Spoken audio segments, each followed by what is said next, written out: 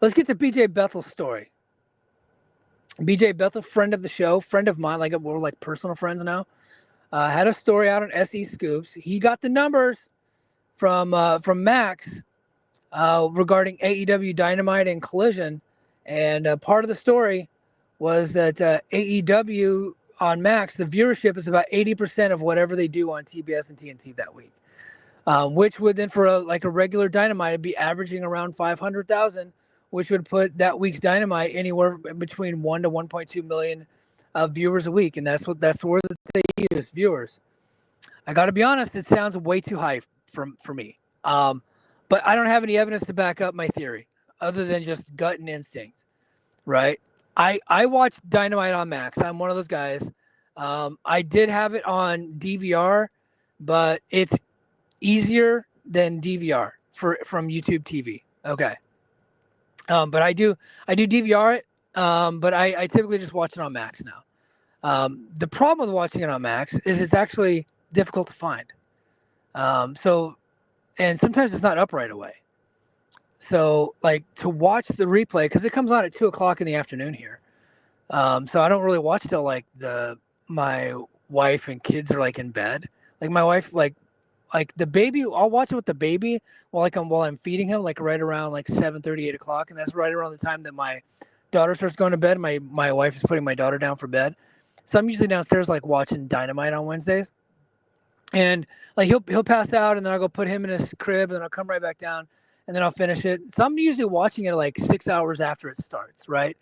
And I to get to it on Max, you have to go to the sports section, and sometimes it's not there. Then you have to search for it, and you search for it, it usually comes right up. And then there's times where you go to the Dynamite page, and it's the previous week's Dynamite, and so then I'll just go to the DVR, right? But I do watch on Max. JD watches on Max. We're both Max subscribers. I got like a student rate discount. It's like $4. So okay, I'll get Max. So but it just seems high because of how difficult it is. I don't really think Max is all that popular. It's not like it's Netflix. Um, and it's not like it's Amazon Prime, or it's not like it's. I would say Peacock is probably above, and Disney Plus is above Max. Um, so by virtue of that alone, I just assumed that they weren't getting a big viewership there. And honestly, if BJ Bethel wasn't the one that wrote the story, I wouldn't believe it at all. But because it's BJ, I believe it. BJ is an honest person, and he does a good job. He's really good at what he does. A little backstory: I actually helped BJ with a story. I can't tell you what the story is because it was a military related story. Keep in mind, BJ does legitimate investigative journalism. He's worked for like the Washington Post and other major publications around the world. He currently works for a news station out of Cincinnati. So, and I'm not going to say whether or not this article that he's working on was wrestling related or not, but it did involve the military. And so there were some military documents that he needed help deciphering. And so he reached out to me, and I got all the forms, and I started reading through them. And I have certain contacts that I could use to help me decipher certain things. And so, like, that's how thorough of a guy he is. Like, he's like, look, I don't understand what this is. Can you help me interpret some of the military jargon of what they're talking about here? And of course, I did that. And I said, okay, off the record, because I don't need you putting my name out there in a big story that I did that for you. Because, like, it doesn't make the military look bad or anything, but I was like, I just didn't want my name involved in it because it's not my job. Like, I don't want to interpret things, like, in public, you know what I mean? So they can't really connect anything to me. So that was good. But although I did just spill the beans here, but it was over a year ago and I'm retiring, so I don't think anybody's going to care. But so he does a very good job. He's very thorough, works really hard, works hard to get the story. And he was the one that came out with the AEW signing with extending their deal with Time Warner, or whatever they call it now, Discovery Max. What Warner Bros. WBD. Sorry, he was the one that got that story first, and he got the numbers first. Like, his numbers that he had were right around what they ended up being. Like, he said, look, this is what it's gonna like in and around, and it's gonna fluctuate, one way or the other depending on what the final documents say. Because there's those last minute negotiations, like, hey, we want this versus we want this and this and that, and so he was the guy that had that story. So he's got a really good track record here. A lot of people are coming after the guy saying that he's full of shit and he's lying, or that he's being paid by Tony Khan, because how else could he have such accurate numbers? But I'm telling you, like, none of that is even remotely true.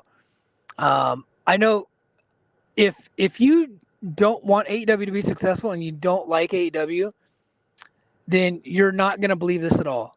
Okay. If you're pro WWE and like you're part of the war, you're not there. Like, no matter what documents he provided, you would never believe it. Okay. And if you're like super pro AEW, you're going to believe anything positive no matter who writes it. Like, if it's a positive story, you're going to believe it. Okay. And so he doesn't have to work hard to get your approval because it's a positive AEW story. But then there's guys like me, like, and I'm friends with BJ.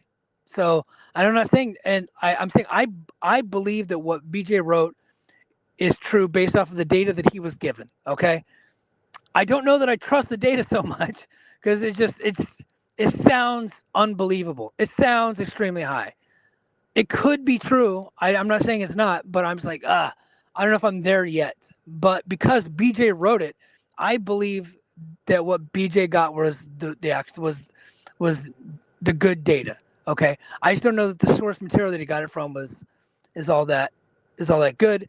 But we'll see. I'm sure more information is going to be coming out. But I trust BJ.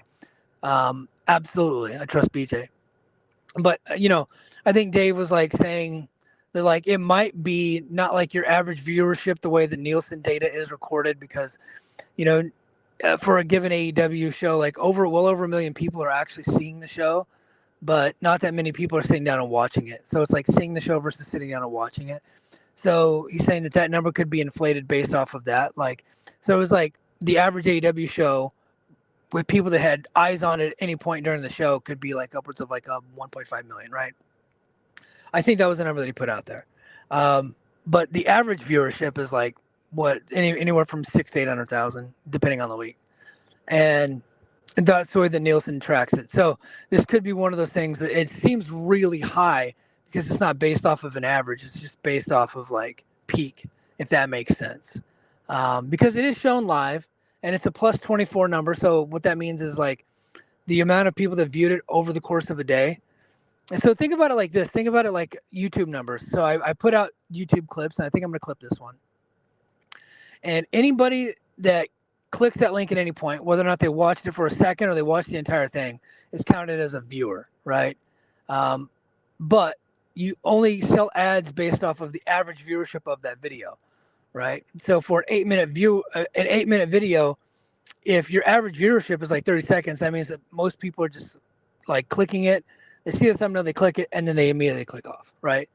But if it's an 8-minute video and the average is like 6 minutes, so say it does like 200 views for 6 minutes, that means most people are watching the thing all the way from beginning to end. That would be that is the number that you're looking at. So you'll see a lot of people that has like their views on YouTube. The views aren't as important as the average viewership. So and the normal consumer, they don't get information of that data, but I get information of the data on YouTube Studio. So I put out a video. I always see what the number of views is, and I was like, okay, that's good. And then I'll click on more data, and it'll take me down to duration of views. Duration of views and ads served is where that's the important number, right? And so it might be some time before we actually get that data, because as Dave Meltzer is saying, that nobody has access to that data. Tony Khan doesn't have access to that data. WWE doesn't have access to the data. That data is not published, and they're not going to give that out anytime soon. So it's tough, but in BJ we trust. BJ Brethel, friend of the show. So I hope to have him on really soon. Okay.